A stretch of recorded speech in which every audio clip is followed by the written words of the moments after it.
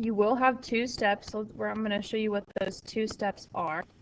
The first step you're going to do is undo addition or subtraction. It's almost like you have the order of operations and you're just working backwards. You're working backwards to solve it, okay? So undoing addition or subtraction, I see add 5, so I'm going to subtract 5. So now these 5's will cancel out and I'm left with negative 3x is equal to 2 and negative 5 make negative 3. The second step is obviously going to be to undo multiplication or division. I see multiplication in this equation, so I'm going to divide both sides by 3.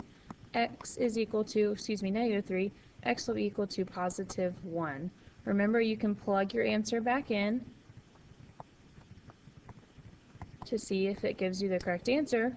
Negative 3 times 1 is negative 3, and negative 3 plus 5 is equal to 2, so my answer is correct.